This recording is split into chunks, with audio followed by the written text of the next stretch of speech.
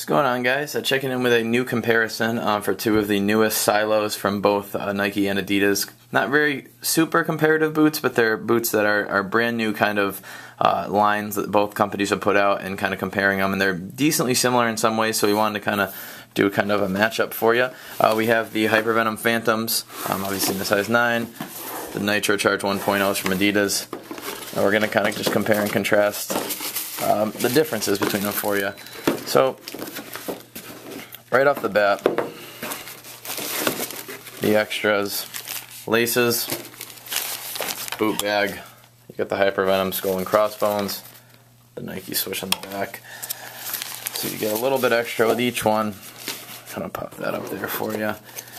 And comparing the actual boots now, kind of just doing a face-off between the two. So basically, obviously, main difference, starting off with the weight, very, very comparable in weight. These guys actually are very, very comparable. I thought when I had them in my hand and on the foot that they were identical weights. I was pretty close.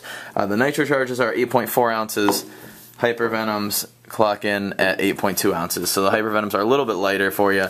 As far as the upper of the boot, a lot different kind of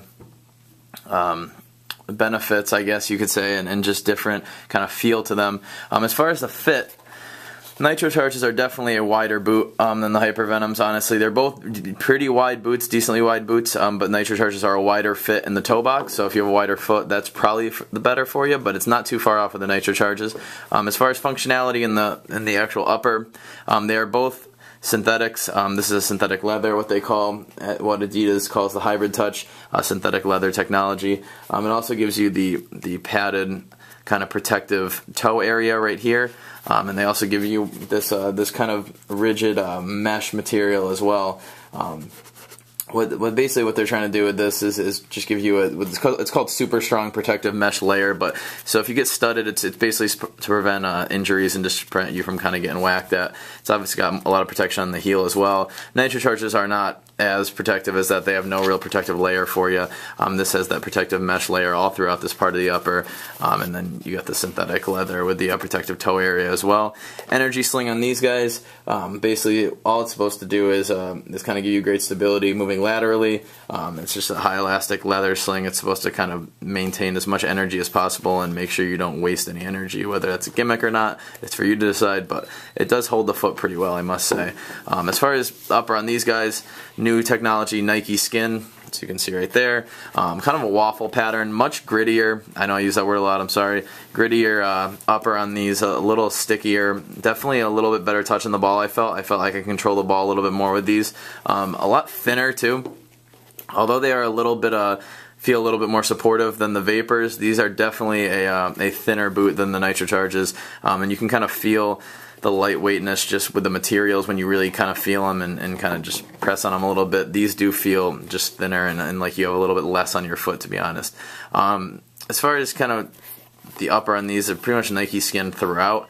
There's not really a ton of protection, so these definitely win in the protective category, obviously, which is what their purpose is. As far as the inner of the actual shoe, obviously Adidas has My Coach technology. Nike does not have any technology such as that, yet at least. I'm assuming they probably will come out with something along those lines if they haven't been in the works already, kind of like the Nike Plus. As far as inserts, perforated insert with the Hypervenoms, kind of just a suede padded insert with the Nitrocharges. Honestly, not a huge difference in comfort. I don't feel really a ton. I felt like the Nitrocharges were a little more padded, a little more cushiony, but other than that, not a huge difference in those.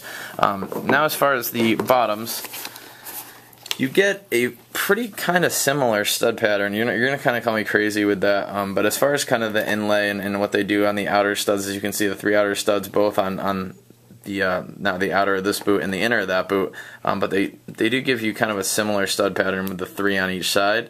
The 1 stability stud in the middle, they got a smaller stability stud in there, and then really the only difference, they stay pretty much true to shape with these guys. The conical studs are obviously much different than the triangular, the Traction 2.0 stud configuration that they give you. Technical terminology: agility traction stud pattern.